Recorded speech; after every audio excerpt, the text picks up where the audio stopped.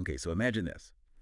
It's the 50s, post-war boom, and a young Warren Buffett is writing letters to his partners. And not just about numbers, but about ideas. Ideas that would shape investing forever. Like, we are diving into those letters today. And trust me, you are going to want to take notes for this one. What's fascinating is how, the raw honesty in these letters, Buffett doesn't hold back. No. It's like getting a peek behind the curtain and seeing his strategies unfold in real time. You really understand the why behind his decisions. Yeah, it really is like a masterclass from the Oracle himself. Right. Before he was even the Oracle. Exactly. Now we know Buffett, big on value investing. But what I find really intriguing is how he breaks it down, specifically in these early letters, into 3 categories. Okay. Generals, workouts, and control. And remember, this is early Buffett. So he's still experimenting. He's still figuring out his style, which I think makes it even more compelling. Because it's like we're watching as he's laying the groundwork for what would become his, investing philosophy. Right. It's like witnessing the birth of a legend. Right. So let's start with generals. Now, this isn't about military strategy, although Buffett might argue it's just as shrewd. Right. He's talking about buying undervalued stocks, companies with solid fundamentals, but the market isn't giving them the love they deserve, trading for less than they are worth. It's like finding that hidden gem in a dusty antique shop, that you see its true value even if everyone else is overlooking it. And what's cool is Buffett's 1957 letter has a perfect example of this. With the Commonwealth Trust Co., it was a well-managed bank that the market, for whatever reason, wasn't appreciating properly. Okay, so he spots this general, this undervalued bank. What does he do? Does he swoop in, buy a ton of shares, try to make a quick buck? Not quite. And this is where we see Buffett's patience, which is a recurring theme throughout all these letters. It really comes into play here because he understands that intrinsic value, the true worth of a company, isn't always reflected in the daily stock price. So he's content to wait, even prefers it, while he accumulates shares at a discount. See, this is what I love. It's these aha moments. He's not just advocating for patience. Yeah. He's explaining why it's such a powerful tool and something that most investors completely miss. Exactly. It's like he's saying, time is on my side. He's not looking for a get-rich-quick scheme. He's playing the long game. He's letting that intrinsic value compound over years. Yeah. Even decades. Totally. Which brings us to our next category, workouts. And no, this isn't about Buffett's fitness routine. Right. Although the man does have incredible longevity. He does. So workouts involve profiting from specific corporate events like mergers, acquisitions, reorganizations. Think of it like this. Yeah. A company's going through this complex process, maybe even a bit messy, and the market doesn't quite know how to price it. Yeah, a little uncertainty. Yeah, they're like, whoa, what's going on here? Right.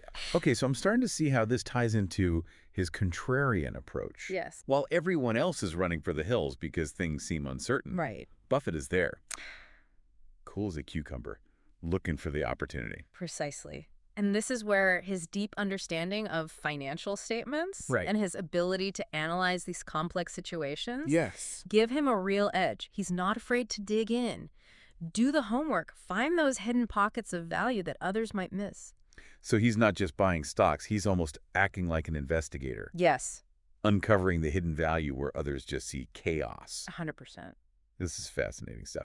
Now, before we jump into a specific example of a workout that showcases Buffett's brilliance, let's take a quick break. We'll be right back to unpack even more wisdom from these incredible letters. All right, so we're back, and before the break, we were diving into the fascinating world of Warren Buffett's early investment strategies and those workout situations. Yeah, those special situations. Where Buffett thrives, finding opportunity in complexity, and there's no better example of this than the legendary Sanborn Map Company case. Oh, here we go. Buckle up, because this one is a wild ride. I am buckled. I'm ready. Yeah. So Sanborn Map Company, what's their deal? I'm picturing those old school maps like you see in museums and stuff. You're not far off. So they were the map makers. For fire insurance companies, incredibly detailed maps showing every nook and cranny of a city. Back in the day, it was a license to print money. But as with all things, time marches on. Okay, so their business model, these beautifully detailed maps. What happened? Did they just miss the memo about the internet or something? Not quite. Think about it. Fire insurance companies, they needed to assess risk. Right. And Sanborn provided the intel. But by the 1950s, things began to shift. New underwriting methods emerged. Okay. And those detailed maps, well, they weren't the gold standard anymore. So the writing was on the wall for their core business. I bet most investors saw that and were like, see, ran for the You exits. think so? But here's where Buffett's genius shines through. See, Sanborn had been diligently investing its profits into a stock portfolio. They had a treasure chest of undervalued assets, Oh, wow. hidden in plain sight. Hold on. So while their map business was declining, their investment portfolio was booming. Booming. Talk about a plot twist. That's nuts. And the market completely missed it. They were so focused on the shrinking maps that they didn't see the forest for the trees. That's classic Buffett. Seeing the value that others overlook. So did he swoop in right away? Big splash? Patience, my friend. He gradually amassed a significant stake in Sanborn, Okay. ultimately gaining control. Then he orchestrated this brilliant move, essentially unlocking that hidden value in the investment portfolio. It's like he was playing chess while everyone else was playing checkers. It's like, what are you guys doing? So he buys low, waits patiently, then boom, unlocks the value. Hefty profit. Precisely. The Sanborn map case is a masterclass in patience, long-term thinking, and that signature contrarian approach. It reminds us that sometimes the most lucrative opportunities, they're hidden in plain sight, just masked by complexity. Makes you wonder, like, what other Sanborn maps are out there right now, just Oh, waiting to be discovered. That's so cool. That's the million-dollar question. And it leads us to another crucial lesson from Buffett's letters. So while the Sanborn case exemplifies the power of patience, he also cautions against its opposite, impatience, fueled by what he calls fashion investing. Fashion investing. So, like, chasing the latest trends. Like buying whatever stock is like trending on social media. Exactly. Buffett warns against getting swept up in the hype.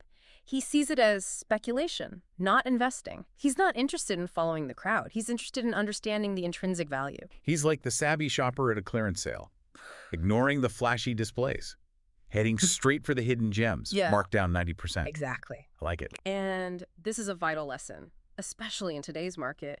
We're constantly bombarded with information, tips, trends, all promising quick riches. But Buffett reminds us to slow down, tune out the noise, and focus on the fundamentals. Easier said than done, but it sounds like the key takeaway is don't be a fashion victim in the stock market. There you go. Stick to your strategy. Don't get distracted by the latest craze. Love it. Absolutely.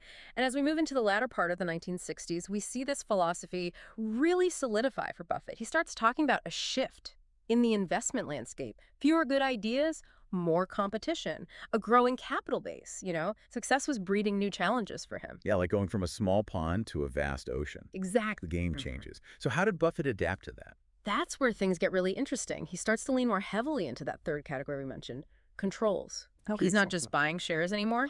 He's taking the reins. Wow. Right. And this is where Berkshire Hathaway enters the scene. Here we go. Precisely. Right. What started as a textile company would soon become his masterpiece, his investment vehicle for the ages. But that, my friend, is a story for another time. You know, it's funny. We talk about Warren Buffett as this like larger-than-life figure, this oracle of investing.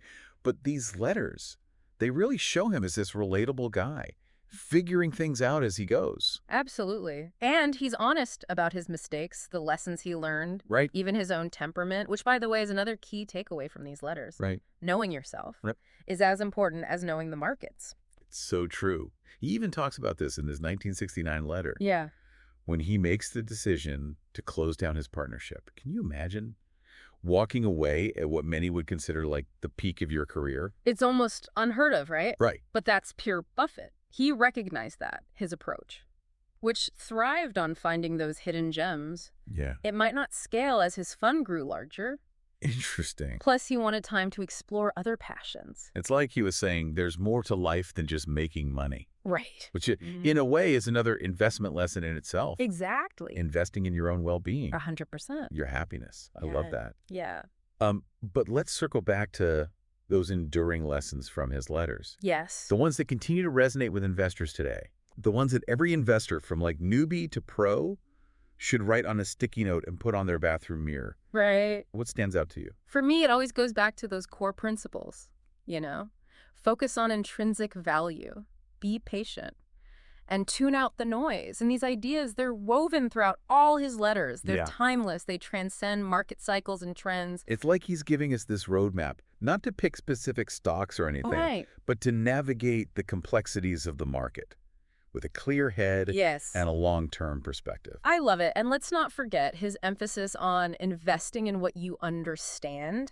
Yeah. Don't chase the latest fad just because everyone else is. Do your homework.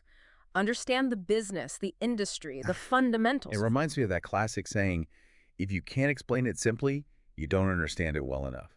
Ooh, I like that one. And Buffett, as we've seen in these letters, Yes. is a master of simplifying the complex. Absolutely. And that's the beauty of these letters. They're not just for, finance gurus. Right. They're for anyone who wants to learn about investing, decision making, navigating a world awash in information. It's like this masterclass in clear thinking. Yes. Distilled into these personal, Yeah. engaging letters. I feel like we only scratched the surface today. We've merely opened the treasure chest. There's so much more to uncover, Right. to ponder, to apply to, our own investment journeys. 100%. And that, my friend, is the perfect note to leave our listeners on. We've explored the brilliance of Warren Buffett's early investment strategies, We did. gleaned timeless wisdom from these personal letters, Yeah. and hopefully sparked a curiosity Yes. to dive even deeper into his world. Absolutely. And as a final thought, I'd like to leave you with this. If you could ask Warren Buffett one question about investing today Oh, in this ever-changing world, what would it be? what a fantastic question to ponder. Right. With that, we'll wrap up this deep dive into Warren Buffett's partnership letters. We hope you found it as insightful and inspiring as we did. Until next time, happy investing.